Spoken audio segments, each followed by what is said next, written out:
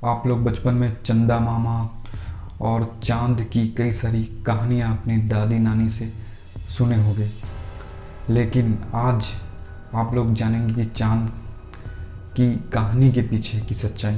थिया ग्रह और मंगल ग्रह का एक ग्रह के बीच भीषण टकराव से जो मलबा पैदा हुआ, उसके अवशेषों से चांद मून बना। पहले यह मलबा धरती के कक्ष में ही घूमता रहा, फिर ये मलबा धीरे धीरे इकट्ठा होकर एक चांद की शक्ल में बन गया। इन कारणों से पृथ्वी और चंद्रमा की जो एज है, उम्र है, वो एक ही है। पृथ्वी की दूरी चंद्रमा से लगभग 3,84,400 किलोमीटर है और चंद्रमा का जो सरफेस होता है, चंद्रमा का जो सरफेस है, जो उसका कलर है, वो येलो है, डार्क ग्रे है, वाइट ब्लैक है, कॉम्बिनेशन है। और सबसे ज़्यादा चंद्रमा में जो है वो पानी है, जो कि कहीं कहीं ठोस रूप में भी है। और चंद्रमा में एटमॉस्फेयर जो है वो ऊपर नीचे होता रहता है और चंद्रमा का जो तापमान संतुलित नहीं रहता है, असंतुलित रहता है तापमान चंद्रमा। वैज्ञानिकों के अनुसार चांद कभी पूरा दिखता है, कभी पूरा नहीं दिखता है।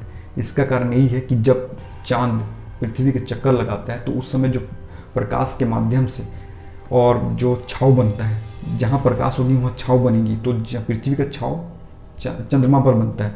तो जब पृथ्वी का छाव जब चंद्रमा पर बनता है, ऊपर नीचे कम बेसी जब छाव बनने लगता है चंद्रमा का, तो उसी प्रकार से वो जहाँ छाव बनेगा, जहाँ छाव पड़ेगी वहाँ चंद्रमा डार्क होगा। और जितना मतलब डार्क होगा उतना वो गायब होगा, वो दिखेगा नहीं पृथ्वी से। और जितना प्रकाश, जो सूर्य का प्रकाश चंद्रमा पर पड़ेगा, उतना चंद्रमा पूरा दिखेगा।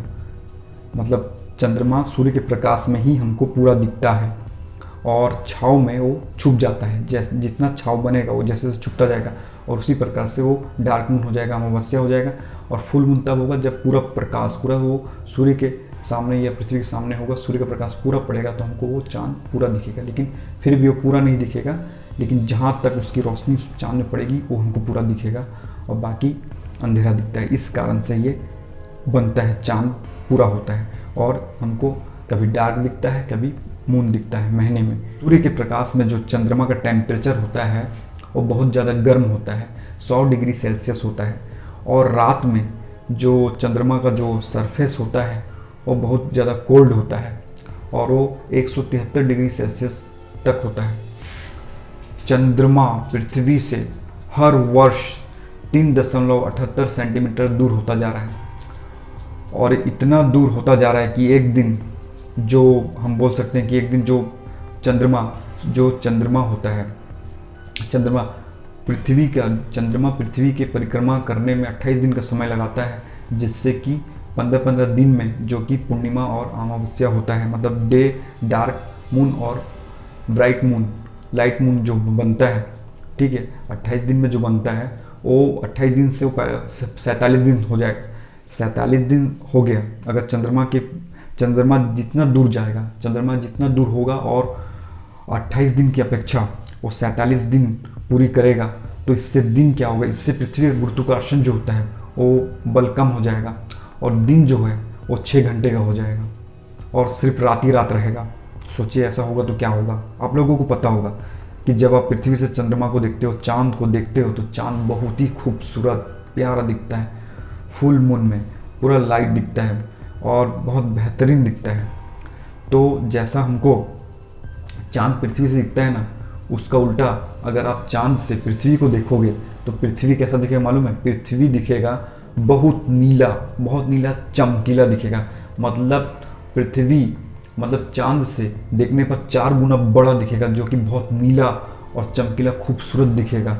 और जितने भी शायरी, गज़ल, गाने और जो भी शायरी बनी है इसको चंद्रमा को लेके ना, वो सब पृथ्वी के सामने फीके पड़ जाएंगे। धरती से चंद्रमा को देखते हो तो आपको पूरा चंद्रमा कभी नहीं दिखता, उसका सिर्फ 57% ही हिस्सा दिखता है आपको, बाकी सब छिप जाता है। 20 जुलाई 1969 में जो पहला इंसान था जिसने चंद्रमा पर पहला कदम रखा और 3 घंटे तक रिसर्च शोध किया, उसका नाम था नील आर्मस्ट्रॉन्ग था, जो कि अपने साथ चांद के कुछ टुकड़े और डस्ट धूल भी अपने साथ वापस लेके आए थे।